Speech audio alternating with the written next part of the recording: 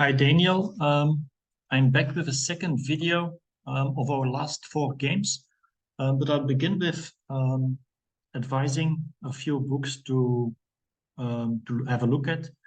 One of them is by Neistat. It's in German. It's called Zauberwelt der Kombination. It's an old book, but you can find it still in the second bookshops for just a few euro. For example, you have here at Niggemann when it's even a new copy, I think, of €5. I always like this one. It's full of combinations, tactical combinations about certain teams. In the end, it's more like a general test, so you don't have a hint about which team the tactical combination will be. But I liked it a lot because it's very original. The combinations are extremely original, and they really fulfill the expectations that the word Zauberwelt gives you. So I really like it because it gives you an impulse to think a bit creatively or originally and find for original ways to win the game. The second book I'd like to recommend a lot is Perfect Your Chess by Volokitin. This is a much more modern book, though it's by now almost 20 years old. I remember that I worked on it very seriously. I think I even worked through it. And it's a challenging book, but also very good, very instructive. I sent you by mail, I sent you 2 examples from it. And in these exercises, you have to find a win. And it means that you have to calculate. You have to take all of your opponent's possibilities into account. You have to pursue certain ideas that you find, but you have to combine them with very strong or very good exact calculation. And this is something that, as you will notice in our games, is something that's very difficult, and that's a problem for both of us in these games. So we both missed various things because of this aspect of calculation that is not always at a sufficiently high level. I will point it out in the analysis of games, and I think that this is a very good way to work on it. I can accompany you with it, so I can send you positions, and you have to solve them. But it's very easy to work on it by yourself by just pursuing the book. Not for the prices that you see here, by the way, but it's also you must be able to find it secondhand for a very reasonable price. And yeah, I think this is a very good book to work on at this moment, I think. But challenging, but okay. So we have the 4 games. I will look at them in this video. Possibly I will work. I will need 2 videos for them. But okay, we'll see. Maybe I will begin with the French one, French defense. So I must say, I remember you are a medical doctor, but I knew in Belgium a medical doctor once who also was very good in studying theory. He had a very good memory, and he was able to memorize many things, which you can also do, I believe. But he had a deficit, let's say. When he achieved after 20 moves a very good position, he often bailed out with a draw. He was a bit afraid to continue. He offered a draw, and by then I was struggling already. And yeah, for this, he used this theory to achieve draws, which you don't, I believe. But it's very good to have this basis of openings that will give you a very good position. And from then on, we must work to improve the middle game, to improve the positional play. And I think, well, I will say something about it in this game.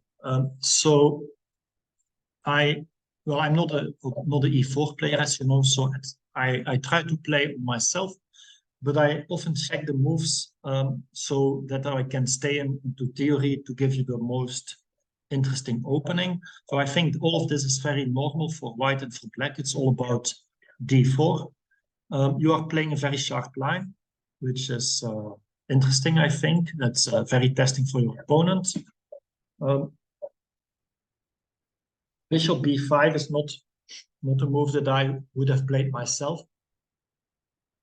So here I was inspired by theory because I saw that this is overwhelmingly the first move.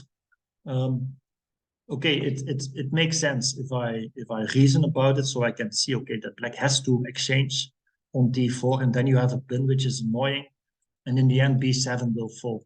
But okay, doing this on myself is not so easy, and I think that in a game, many players will at this point will do something like chasing the queen or play bishop e2 or something much more innocent.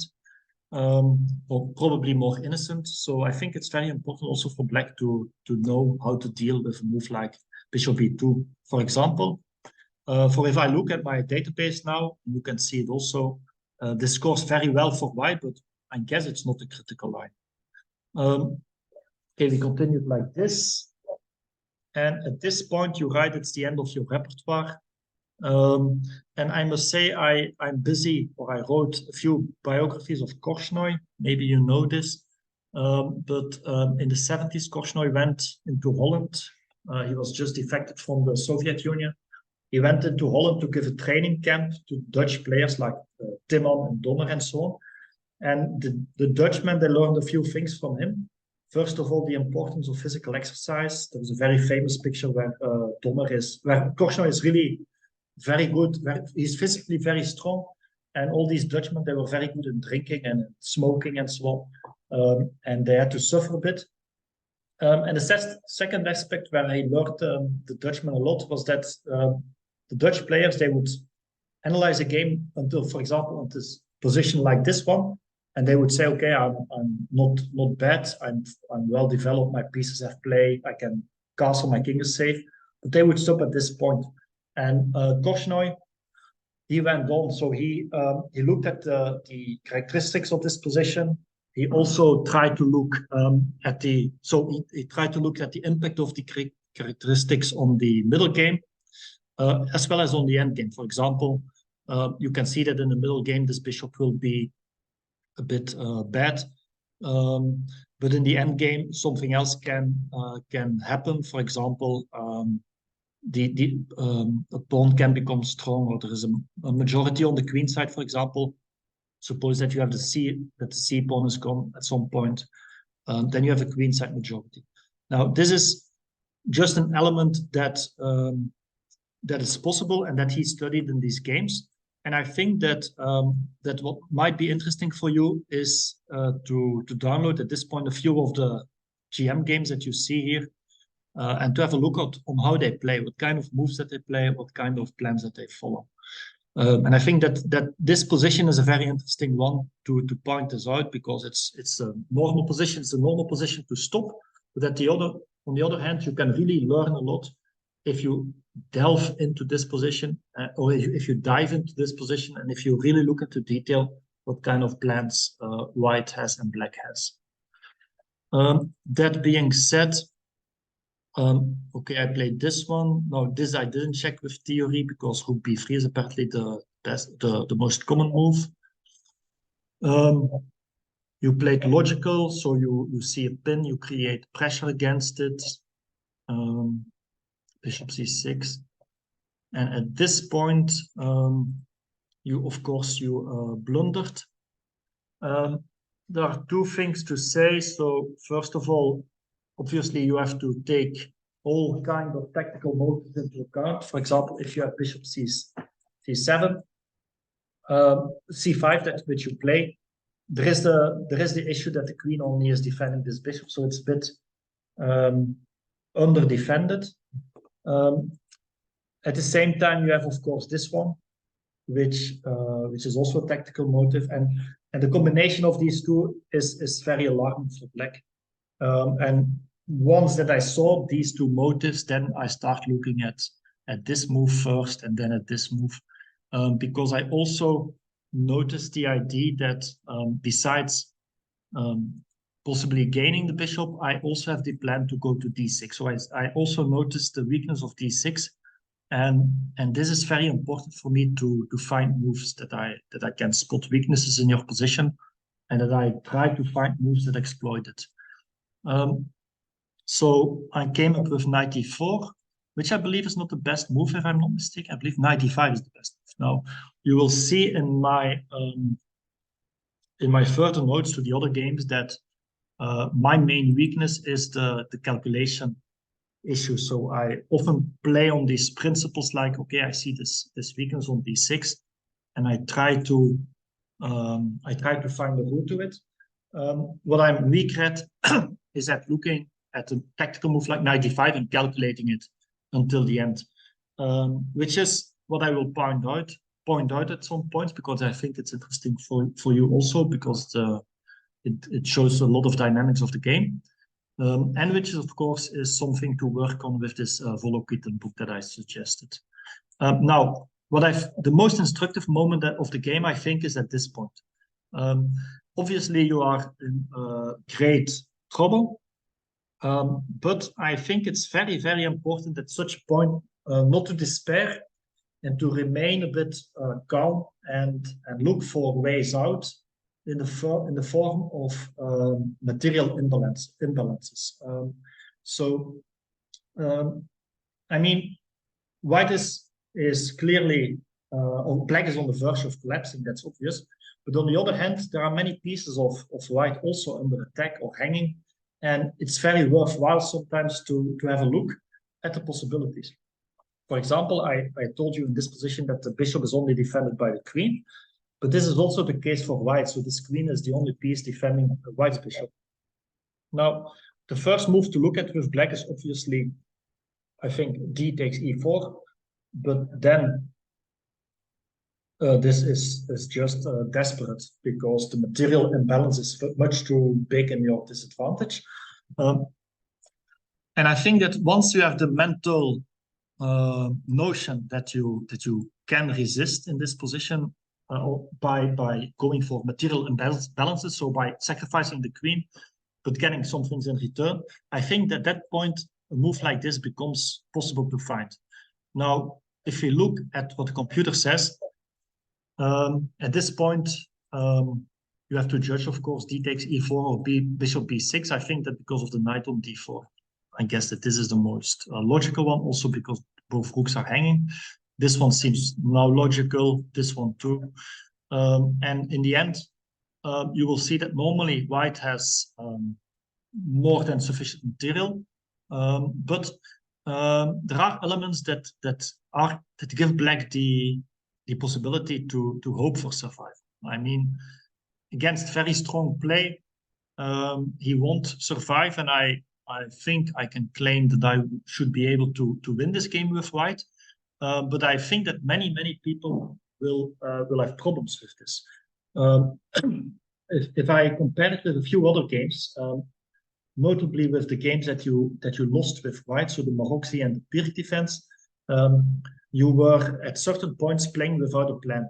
And this is something that is a major difference between a very strong player and weaker players, namely that strong players will always try to find or to look for a plan. For example, in this position, I am instantly looking at how I can target the pawn on e4 and the pawn on a6, while I am also simultaneously protecting the c pawn. And this, for me, is obvious, because these are the elements in the position that are soft points, so to say. I mean, I can see instantly that I cannot do anything about these pawns. I can see instantly that I don't need to be afraid of this. It's possibly, for example, to give you some idea of this positional ideas, possibly there is this idea that you will play, that I will play at one point h3 to have my king free, that you will play h5, h4, you will play your bishop to g3 to have my king caged in, and then you will try to mate me along an open file like this. Now, this is an idea, this is a typical motive that you have with black, and I know that I can play for such a thing, that this is possible if you play h3. If you don't play h3 and you play, for example, g3, I will have the possibility to double my rooks on the second rank, for example, with rook c8 and rook d2, and I will harass you like this. And these are the two ideas that I have with black to play against white's king side. Now, as said, I know this as black. So I also know this as white that I must defend against it. And knowing such things, which is actually positional play, of course, is the thing that is very important, I think, and which I will point out, of course. So with white, what I will try to do is look at the weaknesses and try to deal with them one way or another. For example, I can imagine that I would play this one followed by rook b4 to attack e4, or I can do the same with rook a3, rook a4. But again, this is just a sample idea that I have. Black has to be dealing with it. So for example, if you play rook b3, I may play bishop a7 to get out of this bishop rook b4 idea. So if white plays now rook b4, you can play e3. At the same time, I'm covering b8 in anticipation of castling, of course. So yeah, this is very interesting, I think, to realize that you don't need to abandon. A few days ago, I had a bullet game like this, and I was intending to look it up, but I didn't. It was a position where I had to give up my queen, and it looks completely lost for me. But I have plans still. I still have plans, and if white is not playing with plans, he has sometimes difficulties. So maybe I will try to find this game and send it to you. Now, this is the first one. Second one I want to talk about is the Evans Gambit. Now, this was a completely insane game, a wonderful game to play, I must say, but obviously also with full of mistakes, because it's a very, very tactical game. There is almost no positional. Well, there are a few, but not too much positional issues, and it's very, very testing for both sides. If you play this opening with white and you know it like you do, it's very demanding for black, because you know it's very tricky. You're walking a very thin line. One mistake and you can be lost. So this is extremely difficult. And I think that the only way to improve your chess on this perspective is by improving your calculation abilities.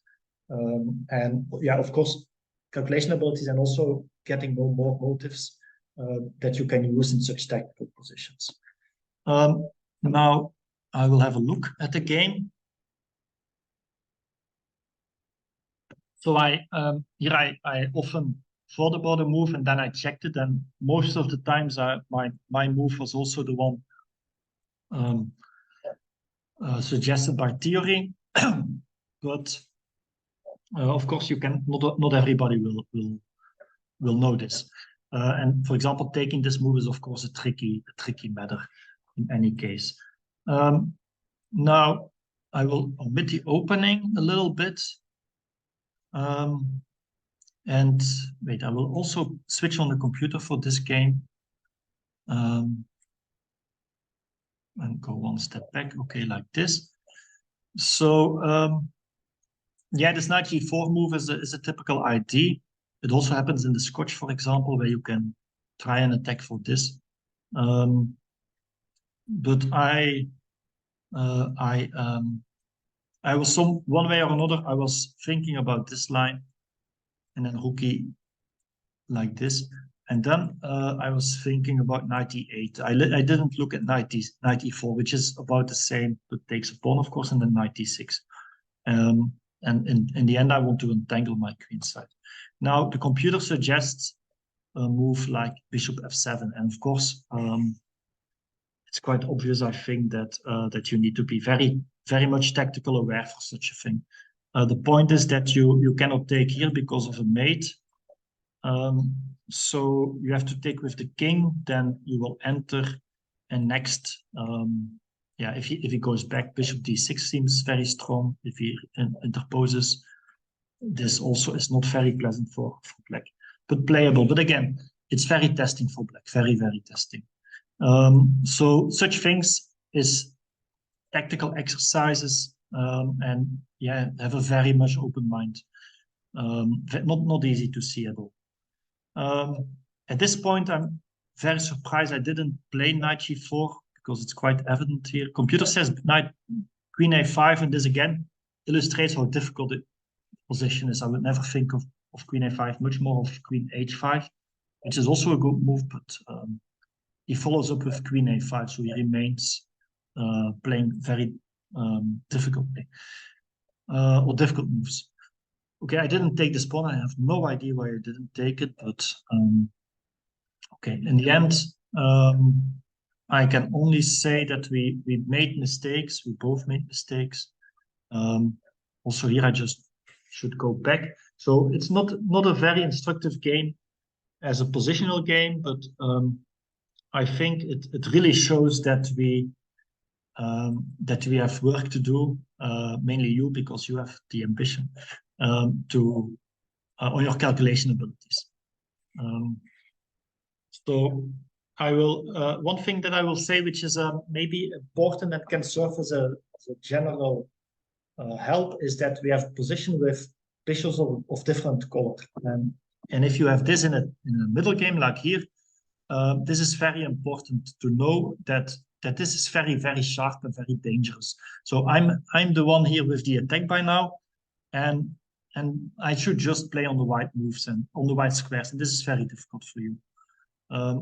What I did underestimate a little is that I should head for an endgame as well. Could head for an endgame as well. I realized there's a little bit that I have these two pawns that I could win, but in the game, for one reason or another, I didn't went for it, and instead played the middle game, which is far less convincing. Now this is full of mistakes. This is far over the top.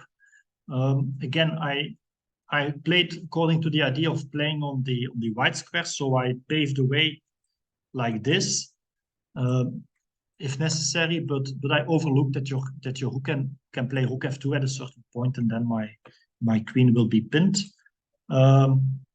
So again, I also cannot calculate it in detail. But I look at some elements. So I looked at this element to move my king here, but I overlooked the rook f2 thing. In the end, the win that I had, or that you gave me, so queen e1 is the move that I instantly look at to remain in the neighborhood of the king.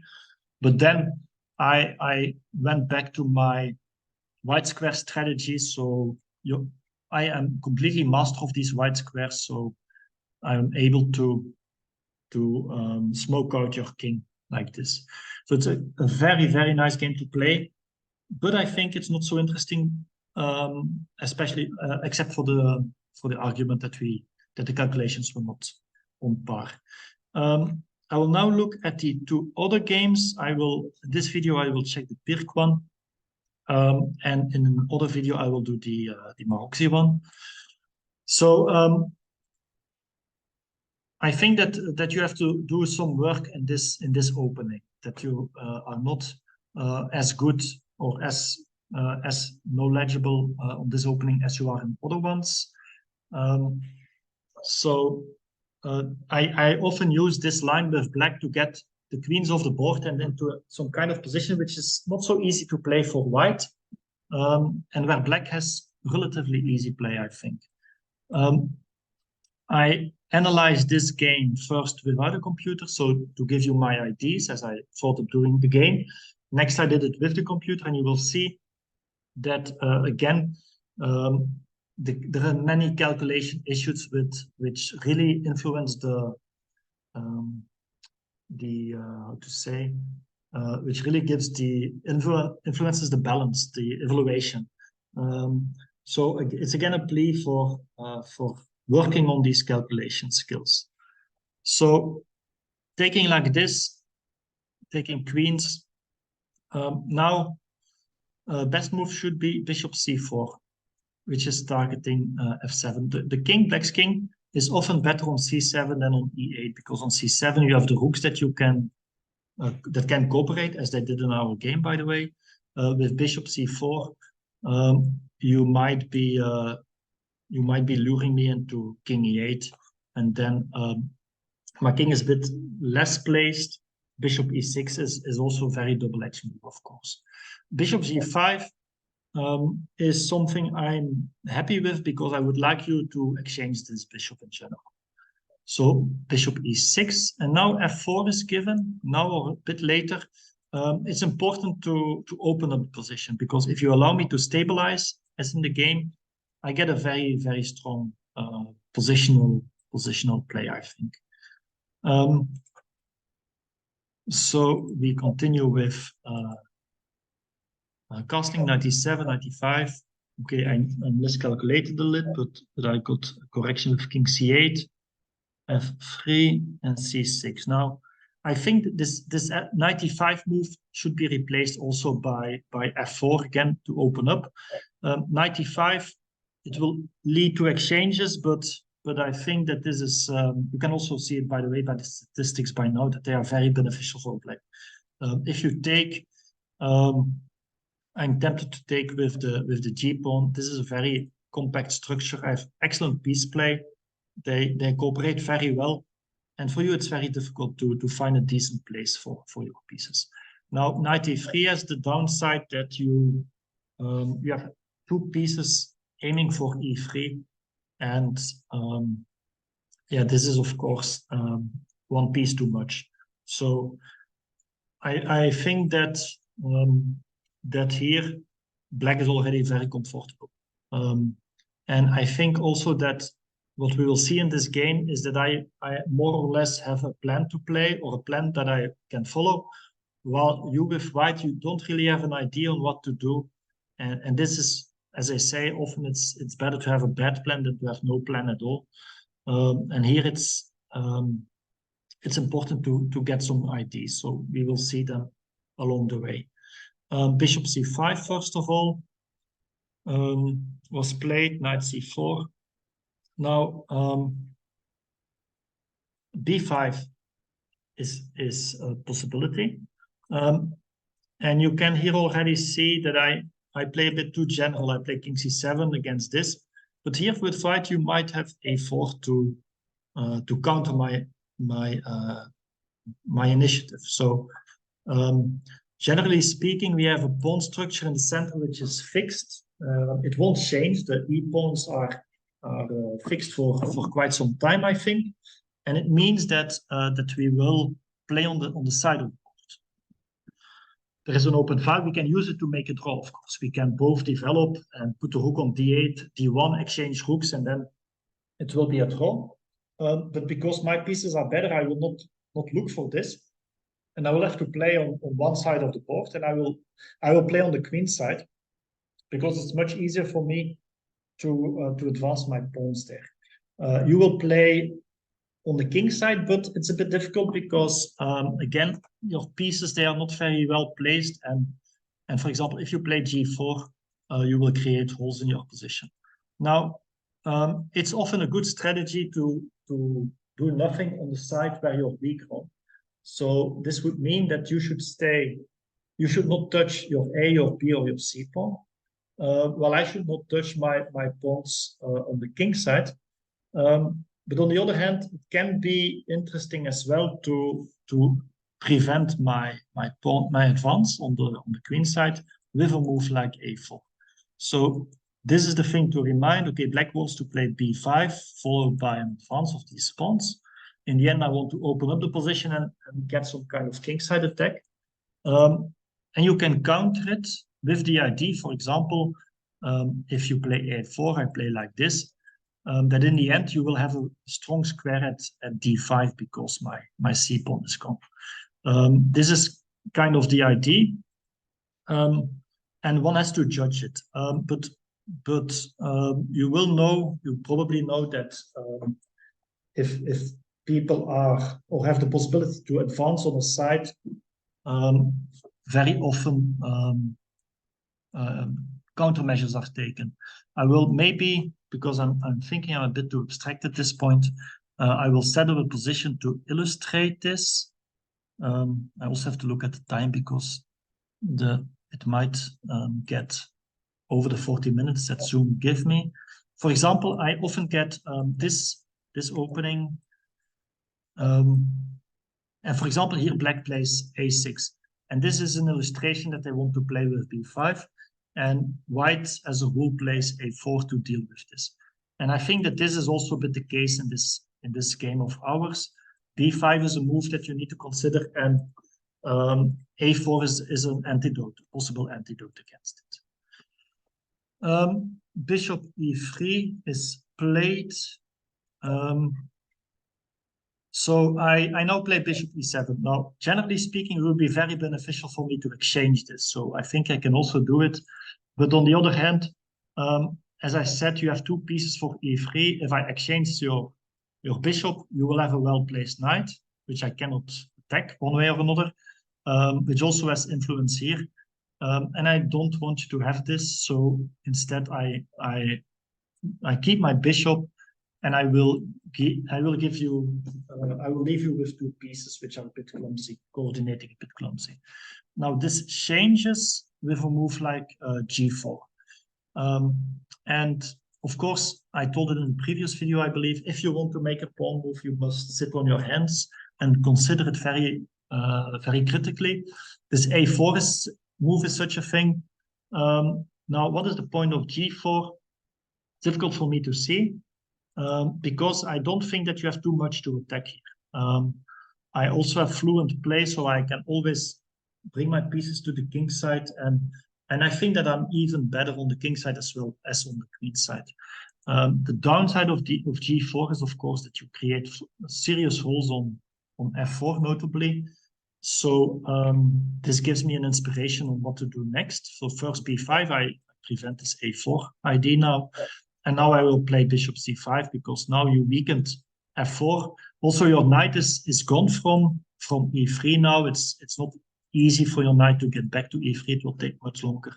So it's a much better moment, I think, to exchange this bishop. At this point, okay, I can come back with the idea to keep more pieces on the board, because I have the better pieces. And if you play g5, for example, I can play h5 and f4. So I think I can do this.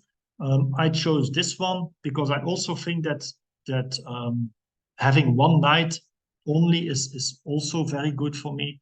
By moving this knight to d7, I can play f6, which is very nice for my pawn structure, and then I can, in the long run, I can prepare h5 at some point. Now, the computer gives a very nice suggestion, which is this one, very simple. It's my good bishop, of course, but which I give, but because the position is closed, the knights are very strong. So this gives me an excellent square for the knight, and my other knight still has this very nice way out to d7, or can go to f4 maybe as well. So, but okay, I think d7 and then b6 and a5, a4, for example, is a nice plan. And yeah, knights are better in such close positions. So this is something that's very, very strong, I think. Knight h3, you're going to f2, which is reasonable. f6, knight f2, a5. So as I said, I think I'm better on the queen side, so I think I can pursue an attack over there. You take now. By the way, on the previous moves, I should still have played bishop b3 according to the computer with the same plan of keeping the knights. Now, at this point, it's very important to realize that I should absolutely not exchange knights, because I want to exploit these black squares, and for this I need the knight. This knight, of course, covers it for the moment, but there will many things will happen, and you will see that this knight also will go its own way. h4. Yeah, of course, this is, you are pursuing something on the king side. It's difficult for me to see what, because you cannot really open up, because this f3 pawn is a bit weak. And I think because I think that I'm better on the king side, I think that it's wiser not to look for a direct confrontation, because the pawns will get exchanged. And once the pawns get exchanged, there will be open files, and I will have some play. Now I played a4, which gives you b4 as a square. And maybe I should not have done this. So this is a case where I should have sit on my hands. I give you a nice square for the knight. For example, I cannot really play c5 now because of this. And also you will see that at certain points you have this to annoy me. So I should not really have done this maybe. And continued with h5 at once. Now here you have to see what you want, what is best, what is worst. I think this is not a good move because you're obviously left with a serious weakness. There is also a pin, and you won't get time to have counterplay. I think counterplay means that you will have the g file and play against this one. But I think if you play, for example, rook g1, rook g8, that this is covered, this one is hanging. So if you go back, I will of course play g5, and you end up with the same misery as in the game. So I think that because of this, you should play maybe g5, which also has a downside, of course, namely the opening of the f file. But at least you are able to defend this weakness, while the weakness that you get at h4 is much more difficult to defend. So this is something I think that you have to calculate this a little bit better, or to judge this a little bit better. Bishop h3. Okay, it has a strong point in the sense that this exchange will weaken my knight on d7. But on the other hand, this is only possible if I make a mistake, which I did. So after taking, I should have played g5 at once, with the very important point that you cannot give knight a6 check. I did it a bit more leisurely, and now this is a little bit annoying. Let me check on with the computer, because if I play king g8, you get some kind of counterplay, as you can see. This move is the one I was also looking at it, which is annoying. I will have to exchange knights, but now you can see that your rook is also active, and this is much more droish than what we get in the game. Your move is, yeah, I don't know. I have the impression that you gave up, maybe that you were not looking for counterplay anymore, and just making a one purpose or one move. You do an attack, but you don't look at my reaction at all. And g5 is of course a very strong move. And here I have, I have various things. I was looking at the mating net. So I mean, I'm looking at these squares which are weak. I'm looking at the entry point h2, where I can enter your position. I can also look at the second rank. And all these assets I had a look at this moment. And I think that you were not aware of it. And this, for example, prevents you from covering the second rank. This is a point where you can take a measure against my plans. And I think you didn't do it because you were not aware of these elements in the position. So knight c5 was played. King e3, knight e6. So you try to activate the rook, but this is something essential about the open file. An open file is only interesting if you can enter the position. Having control over the open file is worth close to nothing. But if you looked at this previous line that you got here you have an entry point, you have d6, and this gives you chances to do something. So if you have to judge an open file, it's also important to judge the possible entry points as well, and not only to look at the open file in itself, which I think you do here, but I have full control over it. So, and here you can see that you're not dealing with the second rank too much, so I'm able to occupy it. And this one should be completely lost. Of course, king e2, e3 is complete suicide. But I will, for example, if you play king c1, of course, comes a fork, so king d1 will follow, I guess. And I'm looking again at the weakness in your position. So I'm really guided by these weaknesses. I can illustrate it here very well at this point. So you have this second rank, that is a weakness. These squares are weak. I can come there with the knight, and once the knight is there, I also have control over e2 because e2 combines the knight and the rook. And it's important to see this as white because your defensive plan will need to take this into account. Otherwise, it's very difficult to organize a defense. So if you played king d1, I would have fought in the first. I was thinking about this move, by the way, because I think that you are not really able to escape from making such a move or something on knight d3, but this should be quite hopeless, of course, because of the second rank. I will stop the video now. I have 40 minutes per video, and I think I'm very close to it, so I will make a last video with the final game.